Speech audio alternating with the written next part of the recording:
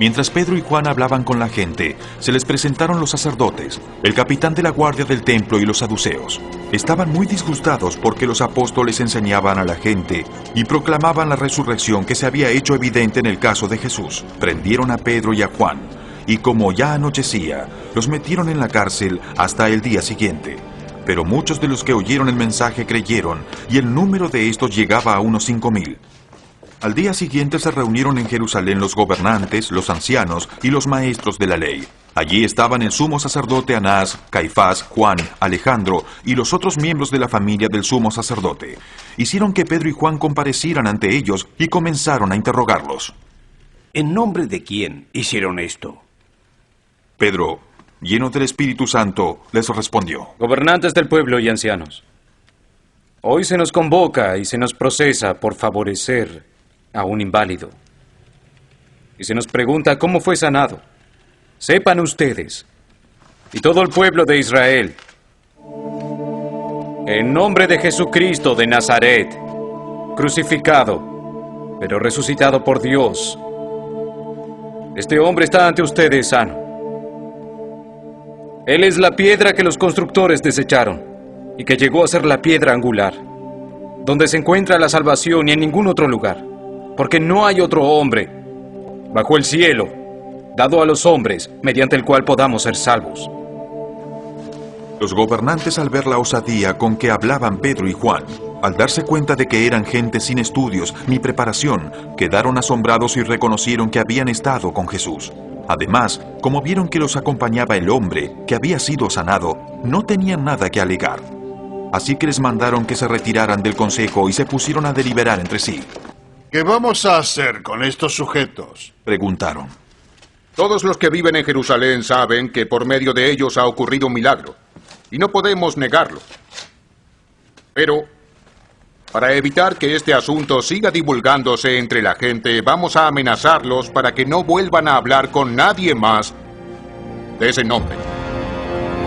Los llamaron y les ordenaron terminantemente que dejaran de hablar y enseñar acerca del nombre de Jesús. Pero Pedro y Juan replicaron: Es justo que delante de Dios debemos obedecerlos a ustedes en vez de obedecerlo a Él. Nosotros no podemos dejar de hablar de lo que hemos visto y oído. Después de nuevas amenazas, los dejaron ir. Por causa de la gente no hallaban manera de castigarlos. Todos alababan a Dios por lo que había sucedido, pues el hombre que había sido milagrosamente sanado tenía más de 40 años. Al quedar libres, Pedro y Juan volvieron a los suyos y les relataron todo lo que les habían dicho los jefes de los sacerdotes y los ancianos. Cuando los oyeron, alzaron unánimes la voz en oración a Dios. Soberano Señor, dijeron, Creador del cielo y de la tierra, del mar y de lo que hay en ellos. Tú por medio del Espíritu Santo dijiste, en labios de nuestro padre David, ¿por qué se sublevan las naciones y en vano conspiran los pueblos? Los reyes de la tierra se rebelan y los gobernantes se confabulan contra el Señor y en contra de su ungido. En efecto, en esta ciudad se reunieron Herodes y Poncio Pilato, con los paganos y con el pueblo de Israel, contra tu santo siervo, el Señor Jesús, a quien ungiste, para hacer lo que de antemano tu poder y tu voluntad habían determinado que sucediera. Ahora, Señor, toma en cuenta sus amenazas y concede a tus siervos el proclamar tu palabra sin temor alguno.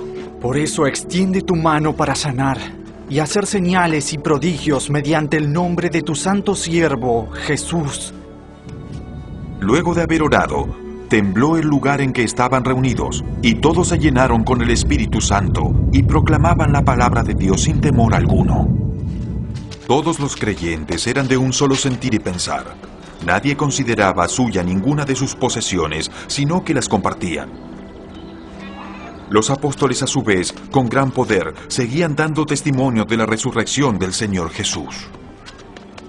La gracia de Dios se derramaba abundantemente sobre todos ellos, pues no había ningún necesitado en la comunidad. Quienes poseían casas o terrenos los vendían, llevaban el dinero de las ventas y lo entregaban a los apóstoles para que se distribuyera a cada uno según su necesidad.